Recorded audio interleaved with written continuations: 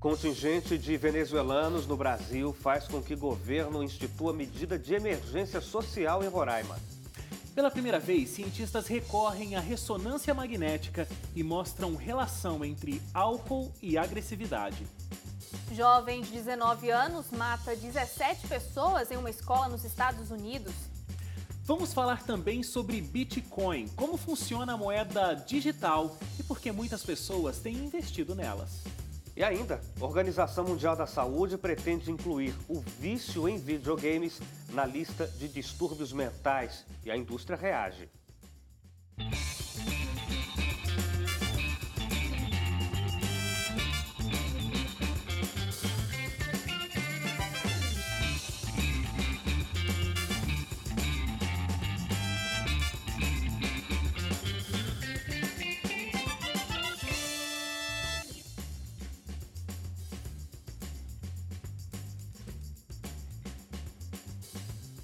Começando o nosso Redação Novo Tempo, olha, muito obrigado, porque mais uma semana você está aqui com a gente, acompanhando o nosso programa e você vai debater junto com a gente os assuntos que a gente elencou aqui, os assuntos que a gente buscou para conversarmos juntos. Você sabe também que você já pode interagir com a gente, né, através dessa interação via as redes sociais, é que você participa do nosso debate, então anota aí, facebook.com/ntjornalismo. Se você ainda não curtiu a nossa página do Facebook, por favor, faça isso agora. Você está aí com o teu celular na mão, né? Enquanto está assistindo televisão, curte lá, facebook.com/ntjornalismo. @ntjornalismo, você encontra a gente no Instagram, sempre com bastidores das nossas reportagens, todos os produtos aí do nosso departamento de jornalismo, você encontra sempre os bastidores no Instagram.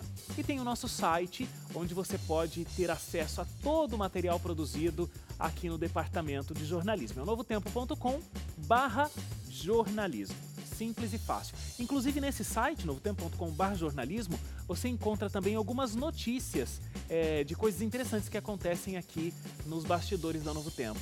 Não é isso, Suzane? Uma novidade desse ano.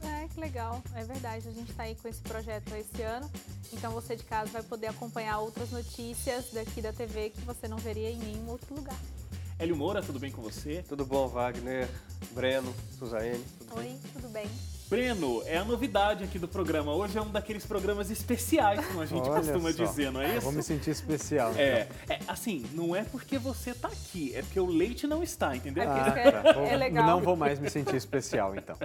A gente tem esse problema quando alguém fala. Você já deve ter ouvido isso, que já veio substituir outra pessoa, Já né? fui tapar buraco de algumas vezes. Você uma vez. Não, já deve ter tapado muitas vezes.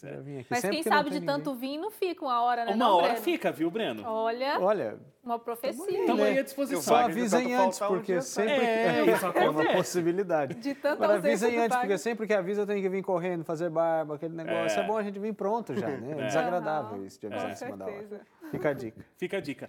Ô, Breno, inclusive, a gente está começando oficialmente as férias do Leite. Hoje, né, o Leite está de férias 3 ou 4 semanas?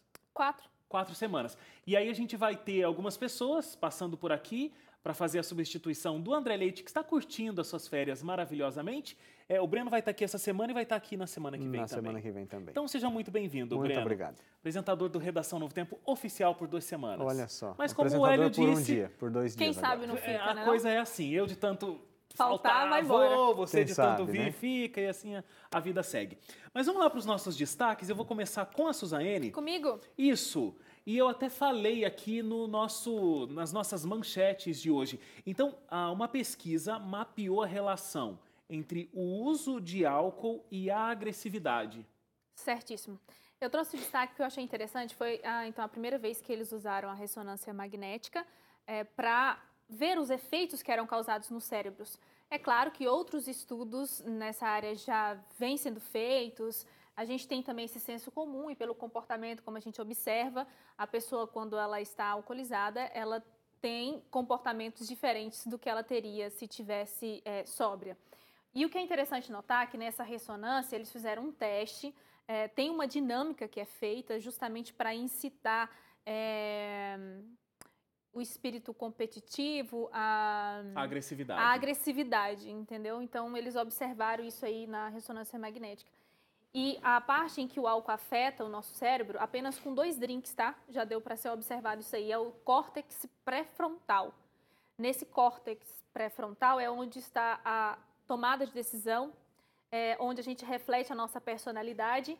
E uma coisa interessante aqui é onde está o nosso planejamento de comportamentos e pensamentos complexos. Olha, temos a doutora Suzaine Lima, neurologista, hoje com a gente aqui. É muito legal estudar sobre o cérebro. Sobre o alcoolismo. Sobre o cérebro.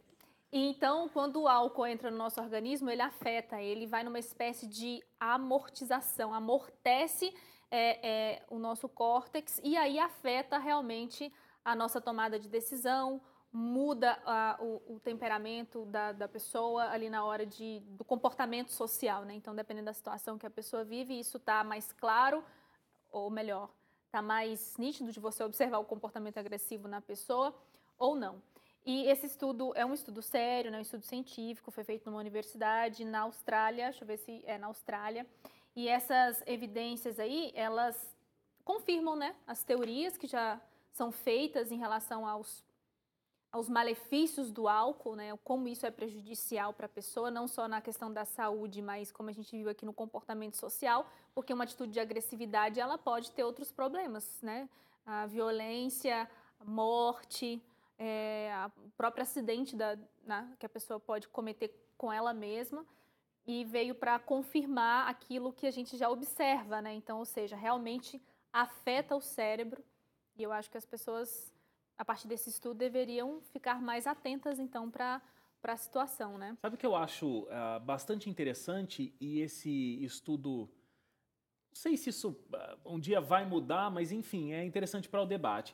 Porque a gente tem as drogas que são lícitas e as drogas que são ilícitas. E aí cada país tem a sua regra sobre esse assunto, né? E no caso do Brasil, existem as drogas que são ilícitas. Então, sei lá, cocaína, maconha e uma série de outras drogas aí onde você não pode, né, por lei, fazer essa utilização. Não pode vender, inclusive. Justamente uma das razões seria esses efeitos que causa na pessoa e tudo. Isso, exatamente. E o que a gente vê nesse estudo é que o álcool Agora, a gente tem as drogas lícitas, então são aquelas que livremente, se você é maior de 18 anos, você pode fazer uso, né? E a bebida alcoólica é uma dessas drogas, que são lícitas, mas olha o prejuízo que existe, né? Em alguém que está se utilizando livremente disso. E a pessoa nem tem a consciência, porque tem aquela história de, não, mas nós vamos beber aqui socialmente e tudo mais. Então, e você falou que com 2 drinks já foi. 2 drinks, e drink não é uma coisa, né? 2 dedinhos de... Eu tinha essa dúvida, obrigado. Quantos são 2 drinks? Aí depende da bebida, né? Mas em média acho que são 2 dedos assim, né? Depende. 2 dedos de um cerveja balde, não é 2 isso, dedos né? de um copo, né? Cerveja não são 2 dedinhos. Como é que fala? Era de É torre. Agora, sei lá, o uísque... É porque não tem drink, as né? bebidas que tem... Algumas têm mais concentração de álcool do que outras. A cerveja tem uma concentração pequena, mas um uísque, por exemplo, tem muito mais. E aí, se baseando nisso, porque normalmente eu tenho um amigo que gosta de uísque. E aí ele fala que é só um drinkzinho que ele toma. Então tem um copinho que já é pequeno e é uma coisinha assim. Quando fala de 2 dedinhos, acho que é isso aqui mesmo. Ou seja, que a bebida é aí ele chama de um drink. E você imagina que para ele fica bem tomando um drink dele. E ele fala que é assim mesmo, que se beber muito, né, acaba perdendo a percepção das coisas. E aí é interessante porque tem até gente que fala assim que ele bebe para criar coragem. Porque é justamente isso que faz. A pessoa não sabe o que acontece no cérebro, mas é isso que acontece. A parte do cérebro que toma as decisões, que diz, calma, isso ali é perigoso. Opa, você é bem menor do que aquele cara, não vai querer enfrentá-lo. Aí ele toma coragem. Não é que ele toma coragem. Essa menina não vai dar bola pra você. Ele não perde a noção. Ele perde a noção, não é coragem, é falta de noção. E aí é um risco muito grande, né? E o álcool traz prejuízos, enfim, incalculáveis. enormes, incalculáveis. Muito bem. Hélio Moura, vamos lá para o seu destaque. O governo, então, vai instituir uma medida provisória para criar um estado de emergência social em Roraima. Essa medida, de acordo com o que ministros do governo explicaram, vai servir para criar como se fosse um estado de emergência social. Porque existe um estado de emergência, estado de calamidade, que os governos podem acionar para não precisarem esperar tempo que a burocracia exige para, por exemplo, fazer uma obra emergencial, coisa do tipo. Então, essa medida provisória vai criar como se fosse um estado de emergência social para poder enviar ajuda para Roraima. Ajuda de diversas formas. Uma delas é com o uso da Força Nacional para, não é impedir, mas assim, para vistoriar e fiscalizar a região de fronteira de Roraima com a Venezuela. Porque a capital de Roraima hoje tem 40 mil venezuelanos vivendo ali. No ano passado, o governo federal recebeu, só no ano passado, 17.100 pedidos de refúgio de venezuelanos. São aqueles que entraram e foram direto fazer a coisa certa, vão lá pedir o refúgio, mas tem um número muito maior que não pediu refúgio. São pessoas que não pede, né? A grande maioria só está tentando fugir da escassez, da fome que há na Venezuela, entrando no Brasil, atravessando a fronteira com Roraima. E aí o Estado já passa por vários problemas, porque você está condicionado a cuidar de uma população com um número X de pessoas. Aí, de repente, você tem, só na capital, 40 mil pessoas a mais. Que é uma cidade, né? Inteira. Exatamente, uma cidade inteira, 40 mil pessoas só de venezuelanos, né, na capital. Então, o Estado estava pedindo ajuda ao governo federal e aí, nesta semana, apesar de a crise ter começado já faz bastante tempo, já faz 3 anos, pelo menos, que venezuelanos estão entrando em Roraima, mas aí o presidente Temer foi nesta semana para Roraima e foi com alguns ministros, tiveram essas reuniões para decidir o que fazer para tentar ajudar. Uma das ideias, inclusive, é fazer o que faziam com os haitianos que entravam no país pela fronteira com o Acre, que aí começaram a distribuir para outros estados, para que outros estados acolhessem essas pessoas e, teoricamente, deveriam oferecer a eles trabalho digno, né, para poder, coisa que não aconteceu, mas, enfim. Era o projeto. Era o projeto e é uma das ideias agora também com relação a essas pessoas que vêm da Venezuela, para tirar esse sufoco que só um estado está passando para atender. E aí, tem gente que critica o governo de Roraima, o governo federal, por receber essas pessoas, dizer, mas o Brasil não tem condição de cuidar nem dos nós, vai ficar cuidando agora de gente de fora.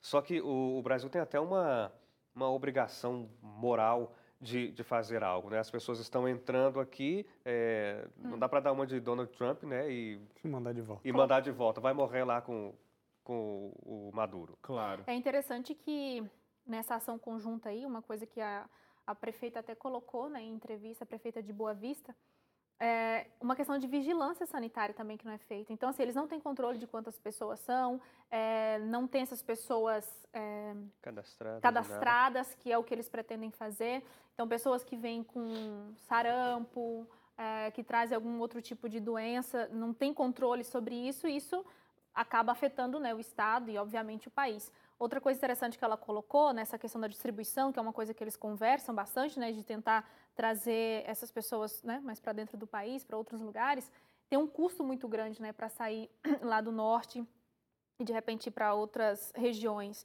Então, como que isso vai ser feito, essa logística, né? Porque as pessoas estão vindo sem dinheiro, atravessando a pé.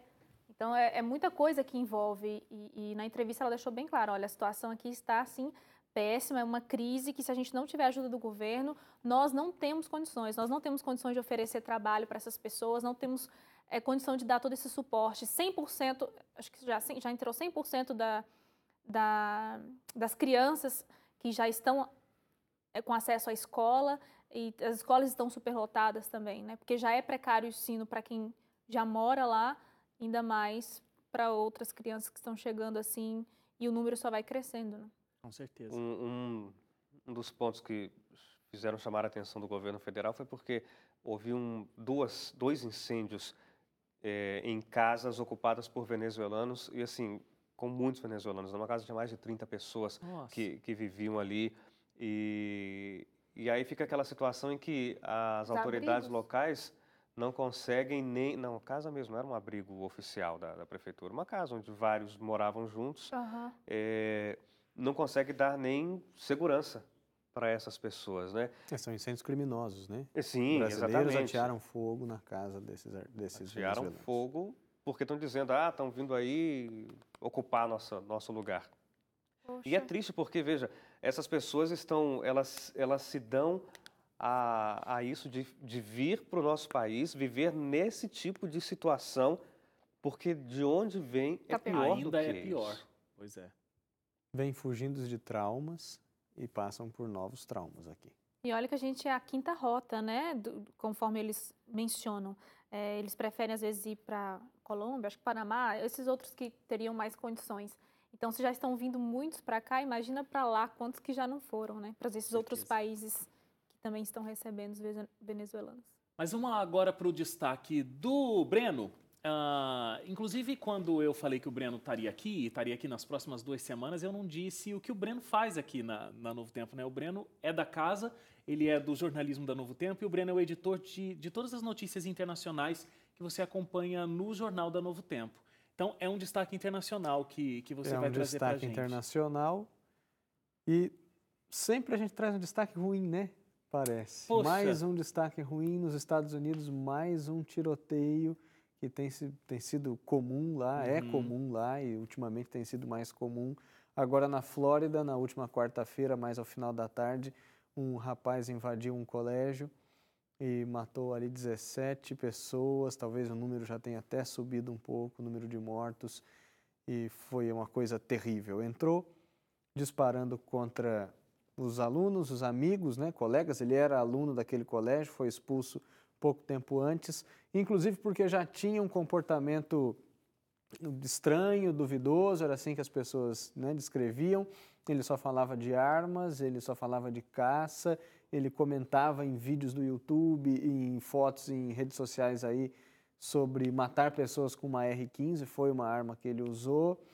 Ele já não podia entrar no colégio quando ele estudava ali com uma mochila, porque as autoridades do local tinham medo de que ele entrasse armado de alguma forma, então ele não tinha que entrar com uma mochila, entrava sempre sozinho.